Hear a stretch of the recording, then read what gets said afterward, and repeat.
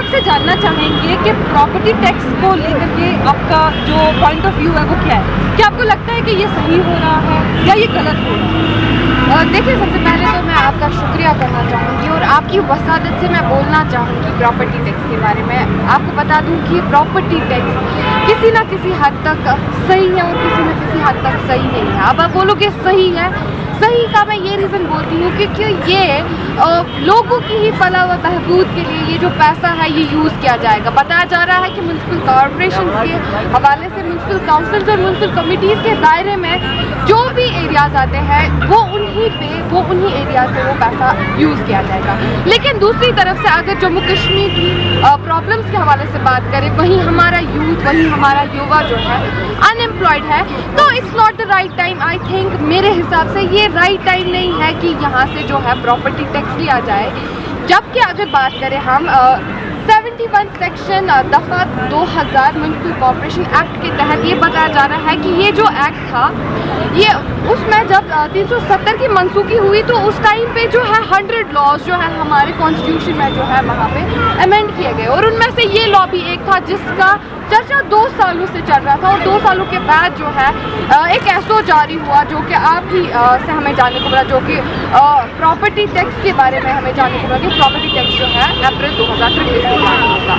तो अभी मुश्किल परिस्थिति है हम कह सकते हैं जम्मू कश्मीर के आवाम के लिए, बिकॉज बहुत सारा हमारा जो युवा है बेरोजगार है, तो हम कह सकते हैं कि एक प्रॉपर टाइम नहीं है ओवरऑल। अगर प्रॉपर्टी टैक्स की बात की जाए तो प्रॉपर्टी टैक्स मेरे हिसाब से सही है। देखिए, अगर मैं बात करूंगी, यहाँ आए रोज दिन कानून पे कानून होते हैं। कभी एक स्टेटमेंट निकल के आती है तो कभी दूसरी स्टेटमेंट, कभी तीसरी स्टेटमेंट, तो हर एक स्टेटमेंट से एक आम कश्मीरी तो परेशान होता है। तो जब उन्होंने प्रॉपर्टी टैक्स के बारे में सुना तो कहीं ना कहीं वो खुद भी इस चीज़ को लेकर के बहुत ज़्यादा परेशान हो गए। तो आपको लगता है कि सरकार जो ऑर्डर्स पास करती है वो लाजमी है?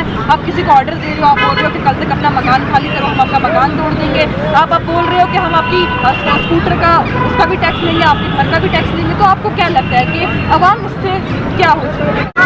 देखिए, बिल्कुल ये बात आपने सच ही कही, ये बात एक आपने जेन्युइन बात कही कि एक आम आवाम को जो है काफ़ी, एक आम इंसान को जो है काफ़ी परेशानियों का सामना करना पड़ता है। जिस तरीके से आपने बुलडोज़र की बात की तो वहीं आम आवाम ही परेशान हो रही है, लेकिन गवर्नमेंट के कुछ लागू स्टेटमेंट्स हैं जिस हवाले से हम प्रॉपर्टी टैक्स के हवाले से आपने ये दोहराया कि जो आम आवाम है वो कहीं ना कहीं जो है परेशान हो रही है। लेकिन आपको मैं एक चीज़ और बता दूँ कि गवर्नमेंट ने एक मीटिंग जो है ऑर्गेनाइज की थी जहाँ पे चीफ सेक्रेटरी और जितने भी एरियाज़ के डीसीज बैठे थे, जितने भी एरियाज़ के एसएसपीज बैठे थे, वहाँ पे एक मीटिंग मुकर्रर की गई जिसमें ये बताया जा रहा है कि गरीब आवाम के साथ एक बार फिर से गवर्नमेंट ने दावा किया यहाँ पे कि गरीब आवाम के साथ जुल्म ज़्यादती नहीं की जाएगी।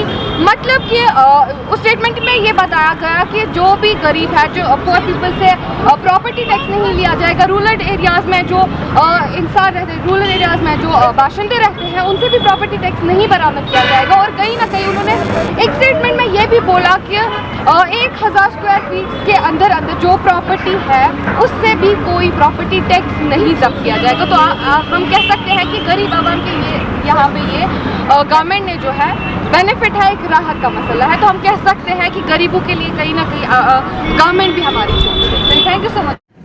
सर, आपसे जानना चाहेंगे कि जिस तरीके से सरकार ने कहा कि 1 अप्रैल से यहाँ पे प्रॉपर्टी टैक्स जो है वो भी स्टार्ट हो जाएगा, तो आप इस चीज़ को किस नज़रिए से देखते हैं? क्या आपको लगता है कि ये सही स्टेटमेंट सरकार की तरफ से निकल रही है या गलत स्टेटमेंट? वेल, देखिए, जहाँ तक एक सिविलियन का ताल्लुक है, क्योंकि सरकारी लेवल पे हम तो कमेंट नहीं कर सकते, लेकिन एक सिविलियन होने के नाते मैं इतना ही कह सकता हूँ, एक लोकल होने के नाते इतना ही बोल सकता हूँ कि सरकार की जो नीति होती है कहीं ना कहीं पे उसमें लोगों की भलाई होती है, बेहतरी होती है। और सरकार का सबसे पहला जो प्राइम फोकस होता है वो ये होता है कि मैं लोगों की डेवलपमेंट के लिए वो सारे इक़दाम उठाऊँ जिससे लोगों की फलाई बहबूदी हो जाए। टैक्स अगर देखा जाए तो वो हमेशा उस जगह की डेवलपमेंट में लगता है, लेकिन अभी इसी चीज़ का एक दूसरा पहलू ये है कि जो हम जम्मू कश्मीर से पर्टिकुलरली मैं बात कर रहा हूँ, जो यहाँ पे इकोनॉमिकल सिचुएशन है वो उतनी स्टेबल अभी नहीं है। क्योंकि अगर हम देखें 2014 से जो यहाँ कश्मीर पर्टिकुलरली जो सिचुएशन रही है, आप देखेंगे कि पहले फ्लड्स थे, फ्लड्स के बाद जो नामासाइद हालात रहे, उसके बाद कोविड रहा, और इन सारी चीज़ों की वजह से जो यहाँ पे बिज़नेस इस्टेब्लिशमेंट्स हैं, जो एंटरप्रेन्योर्स हैं, जो बड़े बड़े जो बिज़नेस एंटरप्रेन्योर्स हैं, कहीं ना कहीं पे वो कोलैप्स हुए।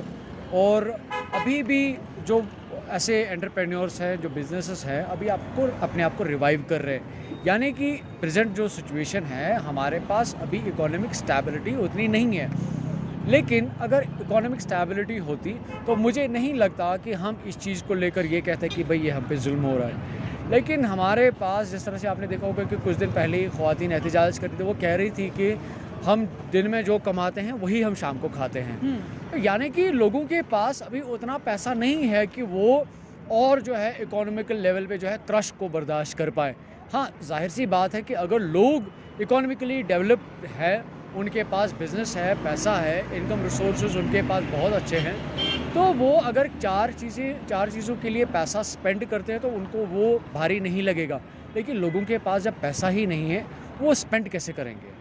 तो इस चीज़ को लेकर अगर हम देखें, दोनों पहलू अपनी जगह पे सही हैं। सरकार टैक्स लगा रही है हमारे बेटरमेंट के लिए, वो अंडरस्टूड है, लेकिन सरकार को ये भी देखना है कि क्या इन लोगों के पास उतने वसाइल है, क्या इतने रिसोर्सेज है। अगर इनके पास रिसोर्सेज है तो चार्ज करने में कोई प्रॉब्लम नहीं है, लेकिन अगर इनके पास रिसोर्सेज नहीं है तो टैक्स लगाने से बेहतर ये है कि लोगों के पास पैसा कमाने के ज़रिए जो है वसाइल जो है वो पैदा किए जाए, ताकि जो एक आम इंसान है, जो इस हमारे मुल्क का एक आम नागरिक है, वो अपने मुल्क के लिए पैसा देने में कभी हिचकिचाए नहीं। सर, मैं आपसे जानना चाहूँगी, आपने कहा कि टैक्स अगर लगा भी रही है तो उससे हमारा बेनिफिट है, तो आप इस चीज़ को मानते हैं कि सरकार जो है, जो बड़े बड़े दावे कर रही थी कि हम इसको स्मार्ट सिटी बनाएंगे, हम यहाँ पर डेवलपमेंट लेके आएंगे, तो अब वो दावे से हटा के टैक्स लगा के ये अगर स्मार्ट सिटी और डेवलपमेंट लेके आएंगे, तो आप इस चीज़ को किस नज़रिए से देखते हैं? नहीं, मैं ऐसे समझूंगा कि जिस तरह से इस वक्त हम श्रीनगर सिटी की बात करें, आपके पास इस वक्त एडमिनिस्ट्रेशन की तरफ से या सरकार की तरफ से 25 ऐसे प्रोजेक्ट्स चल रहे हैं जो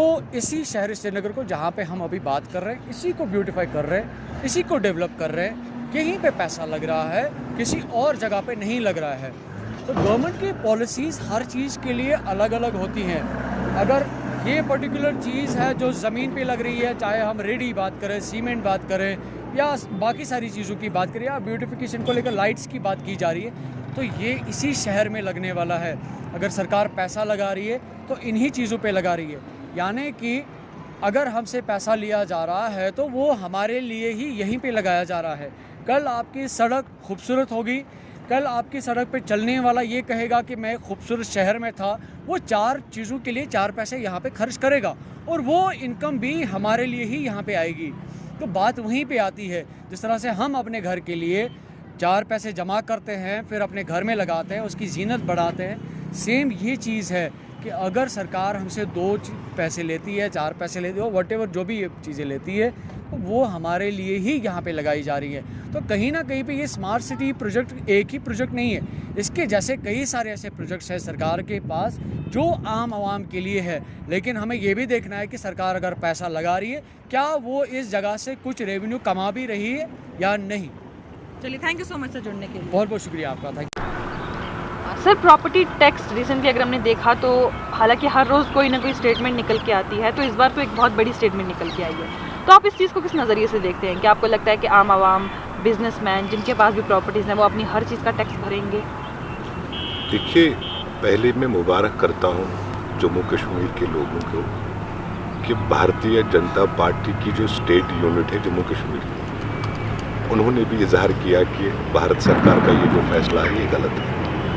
और दूसरा, जम्मू कश्मीर को लेके 14 के बाद जो हालात जम्मू कश्मीर ने देखा, वो स्थिति नहीं है जम्मू कश्मीर में कि ये प्रॉपर्टी टैक्स को लेके। लेकिन भारत सरकार, ऑनरेबल एलजी, एक बार जम्मू कश्मीर के लोगों की तरफ देखें। आप लोग तो नया बनाने निकले थे, क्या हमें हक नहीं है अपने जो इकोनॉमिकल क्राइसिस जो जम्मू कश्मीर में देखा गया, हॉर्टिकल्चर को ही लेके बात करें, 2000 करोड़ के करीब नुकसान हुआ जो सीजन में। उन किसानों के अभी केसीसी जो लोन है वो बैंकों में है, अभी इंटरेस्ट उनका चढ़ रहा है, परेशान है। किसका दरवाज़ा खटखटाएंगे, क्या आप लोगों को जम्मू कश्मीर को दबाना है? और कांग्रेस ने जो ही ये ऑर्डर पास ऑन हुआ, पब्लिक डोमेन में आया, उसी टाइम विरोध किया है इस ऑर्डर को लेके। लिहाजा मैं रिक्वेस्ट करता हूं आपके चैनल के माध्यम से कि एक बार फिर भारत सरकार और हमारे जो ऑनरेबल एलजी के कार्यालय जम्मू कश्मीर की तरफ नज़र रहे कि किस प्रकार जम्मू कश्मीर के लोग आजकल के इस भयानक कार्यकाल में अपना जनजीवन बसा सके।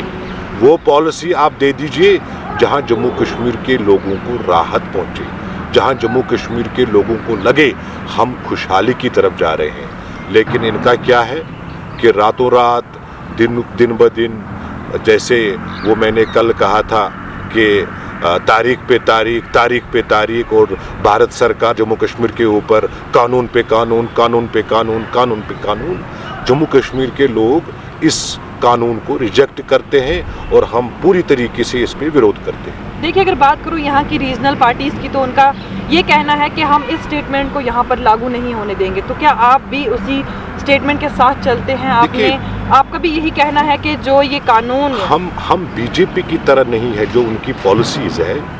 जम्मू कश्मीर आवाम के लिए जो सख्त कानून जो प्रॉपर्टी टैक्स को लेके है, इस पे तो हर एक ने विरोध किया है, आम जनता ने विरोध किया है। पॉलिटिकल पार्टीज की तो बात ही नहीं है। इवन भारतीय जनता पार्टी को भी अब महसूस होने लगा कि जम्मू कश्मीर के ऊपर भारत सरकार ने जो फैसला लिया है वो अभी उस स्थिति में नहीं है। इस चीज़ को लेके मुझे लगता है कि भारत सरकार कहीं न कहीं लोगों की जो एतमाद है वो खो चुका है। और जिस प्रकार भारतीय जनता पार्टी दावा कर रही है, वो सारा मंजर आपके सामने है कि लोग कितने परेशान हैं, कितने बेबस हैं और कितने लाचार हैं इस भयानक के कार्यकाल को देख के। चलिए, थैंक यू सो मच।